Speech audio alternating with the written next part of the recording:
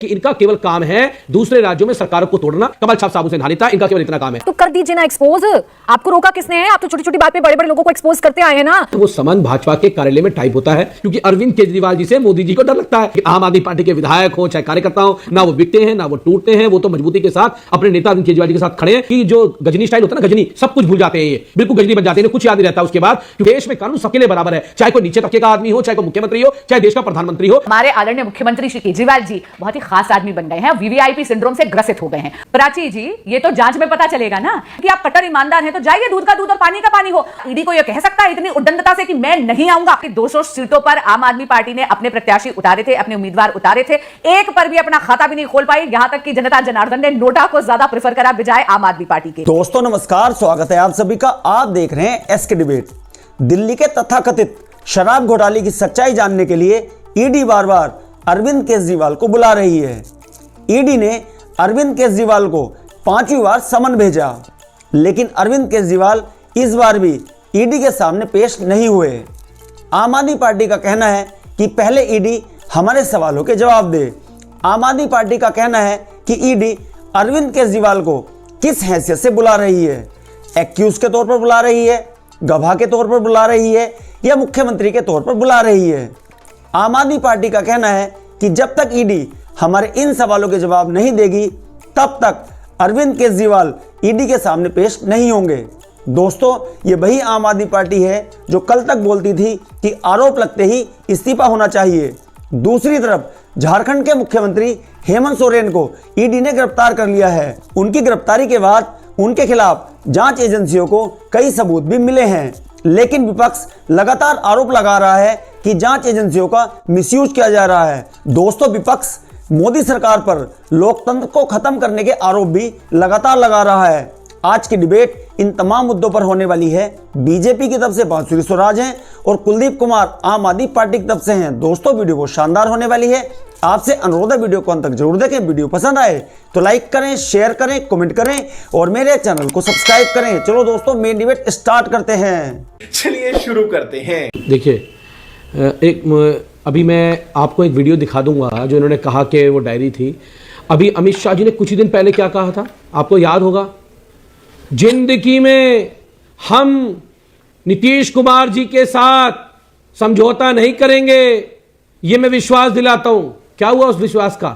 क्या हुआ उस पलटूराम का? मोदी जी ने भी कहा था, ये मोदी जी ने भी कहा था ना इस बात के लिए। क्या हुआ? ये कि इनका केवल काम है दूसरे राज्यों में सरकारों को तोड़ना, अपनी पार्टी में शामिल कराना, केवल इनका यही काम है। इसके अलावा इनका कोई काम नहीं है। ये केवल क्या करते हैं, दूसरे राज्य सरकारों को तोड़ते हैं। जैसे इनकी पार्टी में शामिल हो जाता है, कमल छाप साबुन से नहा लेता है, इनका केवल इतना काम है।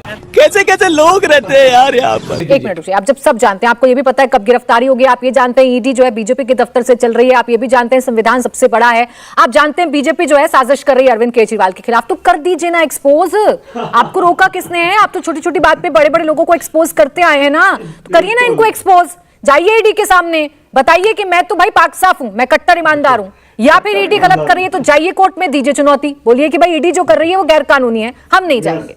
देखिए प्राची जी, इस बात में कोई दोहराए नहीं है कि वो समन ईडी का नहीं है, वो समन भाजपा के कार्यालय में टाइप होता है। अभी आप कपिल मिश्रा की बाइट सुना रहे थे, वो ईडी से पहले क्या देते हैं, अरविंद केजरीवाल को गिरफ्तार होना है, अरविंद केजरीवाल जेल जाएंगे, मनीष सिसोदिया जेल जाएंगे। वो तो समन बीजेपी के हेडक्वार्टर में टाइप हो रहा है, और वो समन केवल इसलिए टाइप हो रहा है क्योंकि अरविंद केजरीवाल जी से मोदी जी को डर लगता है। उनको पता है कि वो किसी भी काम के मामले में अरविंद केजरीवाल जी को पछाड़ नहीं सकते हैं। दिल्ली की जनता ने तीन चुनाव में भाजपा को मुंह की खिलाई है, चाहे वो दिल्ली का 2015 का चुनाव हो, चाहे वो 20 का चुनाव हो, चाहे वो दिल्ली नगर निगम का चुनाव हो। भारतीय जनता पार्टी तो हर बार हर चुनाव में हार रही दिल्ली के अंदर, और कभी दिल्ली को जीत नहीं सकते। इसलिए इनका षड्यंत्र है कि किसी भी तरह से अरविंद केजरीवाल जी को फंसा के जेल में डालें, और जैसे अन्य राज्यों में सरकारें गिराई गई हैं ऐसे सरकारों को गिराएं। विधायकों को ऑफर दिए जाते हैं, विधायकों को तोड़ने की कोशिश की जाती है, लेकिन आम आदमी पार्टी के विधायक हो चाहे कार्यकर्ता हो, ना वो बिकते हैं ना वो टूटते हैं। वो तो मजबूती के साथ अपने नेता अरविंद केजरीवाल जी के साथ खड़े हैं। भाजपा को जो षड्यंत्र करना है वो षड्यंत्र कर ले।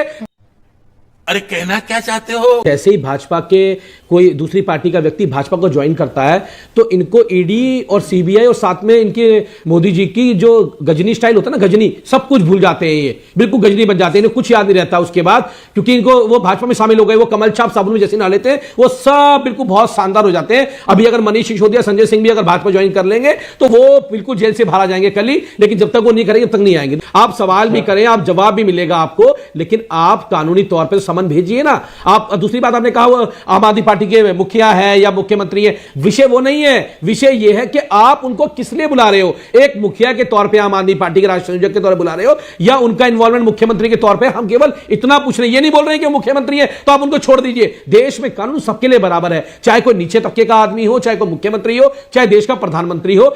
नहीं सारुण के यहाँ कुछ तो गड़बड़ है, जरूर कोई ना कोई गड़बड़। जब तानाशाही चरम पे होती है ना तो जनता की अदालत में जाना पड़ता है, उसके अलावा दूसरा ऑप्शन लोगों के पास नहीं होता है। और तो जनता इस देश के लोकतंत्र में, जनतंत्र में सबसे बड़ी ताकत जनता जनार्दन है, ये तो आप बहुत बखूबी जानते हैं। उसी जनता के आशीर्वाद से आप लोग सत्ता प्राप्त करते हैं, लेकिन उस जनता को ये तो बताइएगा ना कि ईडी का समन गैरकानूनी कैसे है। आप हैं इतने आश्वस्त तो आप कोर्ट में जाके चैलेंज तो करिएगा ना, आप नहीं कर रहे। चलिए, कुलदीप भाई का मेरे पे विश्वास नहीं है, भाजपा पर विश्वास नहीं है, इस देश की कचहरियों पे तो विश्वास है ना, देश की न्याय प्रणाली पे तो अगाध विश्वास होगा।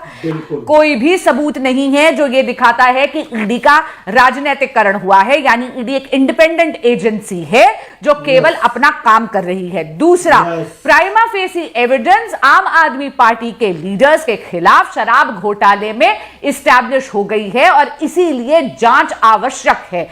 देखिए क्या हो गया ना प्राची जी, आम आदमी के आवरण में ना हमारे आदरणीय मुख्यमंत्री श्री केजरीवाल जी बहुत ही खास आदमी बन गए हैं, वीवीआईपी सिंड्रोम से ग्रसित हो गए हैं और इसलिए वो जांच में नहीं जुड़ते, जबकि उन्होंने कहा था कि वो जांच से जुड़ते नहीं है, लेकिन मास्टर ऑफ यू टर्न हो गए हैं और एक वीवीआईपी सिंड्रोम में वो ईडी से वार्तालाप कर रहे हैं। Section 50 of the PMLA act किसी को भी सम्मन करने की पावर ईडी को देता है। सेक्शन 50 सबसेक्शन 3 मैंडेटरी करता है कि यदि आपको सम्मन करा गया है तो आपको ईडी के समक्ष पेश होना मैंडेटरी है। यानी जब जब केजरीवाल जी जाकर निरादर करते हैं सम्मन का, तब तब कानून का उल्लंघन करते हैं। क्यों? क्योंकि वो एक विक्टिम कार्ड प्ले करना चाहते हैं। पर आप देखिए कितनी लापरवाही है, उनको फर्क ही नहीं पड़ता कि 7 बार मनीष सिसोदिया जी की बेल रिजेक्ट हुई है, उनको फर्क नहीं पड़ता कि बांसुरी जी वो ये जानना चाह रहे हैं, फर्क नहीं पड़ता। अभी देखिए कुलदीप जी एकदम पर्सनल उदाहरण दे रहे थे, इंटरिम बेल पर है, वो भी हेल्थ एकदम पर्सनल उदाहरण दे रहे थे, वो मुझे उदाहरण में लेकर बोल रहे थे कि आपको फोन आएगा और आपको बुला लिया जाएगा तो आप पूछेंगे ना क्यों बुलाया जा रहा है। तो अरविंद केजरीवाल सिर्फ ये पूछना चाह रहे हैं कि आप मुझे आरोपी के तौर पर बुला रहे हैं, आप मुझे संयोजक के तौर पर बुला रहे हैं, मुख्यमंत्री के तौर पर बुला रहे हैं, गवाह के तौर पर बुला रहे हैं। देती हूं। हाँ, ये उनको नहीं पता चल पा रहा। प्राची जी, ये तो जांच में पता चलेगा ना, जब इन्वेस्टिगेशन होगी तब पता चलेगा कि आप अभियुक्त हैं या साक्षी हैं या आपका कोई रोल ही नहीं है। मुझे आप ये बताइए, जब आपके साथी नेता जेल में हैं, क्या आपकी इतनी भी जिम्मेदारी नहीं बनती कि आप जाके जांच में जुड़े? खास करके क्योंकि आप कट्टर ईमानदार हैं तो जाइए, दूध का दूध और पानी का पानी हो। और एक व्यक्तिगत उदाहरण मैं आपको और देना चाहती हूं। इन्होंने, कुलदीप जी ने आपका नाम लेके कहा, आपका नाम क्यों नहीं, मैं अपना नाम लेके कहती हूं, क्या कोई सामान्य व्यक्ति, चाहे वो प्राची जी हो, चाहे वो बांसुरी स्वराज हो, चाहे वो कुलदीप हो, चाहे वो मिस्टर एक्स हो, क्या कोई भी व्यक्ति अगर मुख्यमंत्री ना हो दिल्ली का, ईडी को यह कह सकता है इतनी उद्दंडता से कि मैं नहीं आऊंगा, तुम बताओ कि तुम मुझे किस कैपेसिटी में बुला रहे हो? जबकि आप जानती कि जैसे मैंने कहा, section 50 subsection 3 of the PMLA अनिवार्य करता है कानूनी तौर पर कि आप आइए और पेशी दीजिए और पूरा के पूरे सबूत लेकर आइए और गवाहियां दीजिए। चलिए, आपको सड़क पर उतरना आपको मंजूर है, ईडी पर राजनीतिकरण करने का आरोप लगाना मंजूर है, लेकिन कोर्ट नहीं जाएंगे, जबकि आपको पता है सब कुछ गैर कानूनी है। आपको नहीं लगता कि ये बचकाना है बहुत?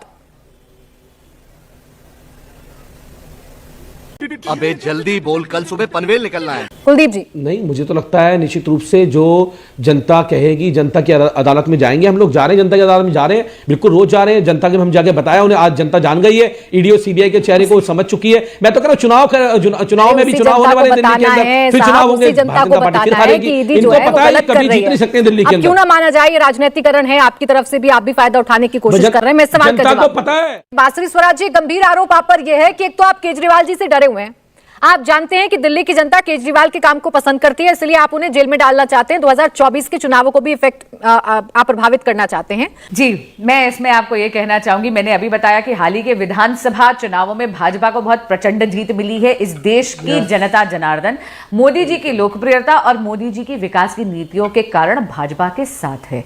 और आपको मैंने ये भी बताया कि 200 सीटों पर आम आदमी पार्टी ने अपने प्रत्याशी उतारे थे, अपने उम्मीदवार उतारे थे, एक पर भी अपना खाता भी नहीं खोल पाई। यहां तक कि जनता जनार्दन ने नोटा को ज्यादा प्रेफर करा बजाय आम आदमी पार्टी के। गजब बेइज्जती है। तो इसलिए भाजपा कतई डरी नहीं हुई है आम आदमी पार्टी से। दूसरा, जैसे मैंने आपको पहले भी कहा, ईडी इंडिपेंडेंट एजेंसी है जो बस अपना काम कर रही है। मुख्यमंत्री केजरीवाल जी एक काले कलर की डायरी दिखाया करते थे जिसमें उन्होंने 500 करोड़ का एक क्लब भ्रष्टाचारी नेताओं का बनाया था। मैं पूछना चाहती हूं कि आज जब आप इंडी अलायंस का एक गठबंधन का हिस्सा बन गए हैं तो वहां पर आप क्या उन सब चीजों का आपको विस्मरण हो गया? आप सारी चीजें भूल गए हैं? मजा आया। देखा दोस्तों, आपने बासुर स्वराज और कुलदीप कुमार दोनों को सुना। आप किसकी बात से सहमत हैं? दोस्तों, जो पार्टी कल तक बोलती थी कि आरोप लगते ही इस्तीफा होना चाहिए, आज उसी आम आदमी पार्टी के सबसे बड़े नेता अरविंद केजरीवाल को ईडी 5 बार समन भेज चुकी है, लेकिन अरविंद केजरीवाल ईडी के सामने एक बार भी पेश नहीं हुए। इस पर आपकी क्या राय है? कमेंट सेक्शन में कमेंट करके बताएं। और अगर वीडियो पसंद आई हो तो लाइक करें, शेयर करें, कमेंट करें और मेरे चैनल को सब्सक्राइब करें। चलो दोस्तों, मिलते हैं अगली वीडियो में। जय हिंद, वंदे मातरम, जय श्री राम।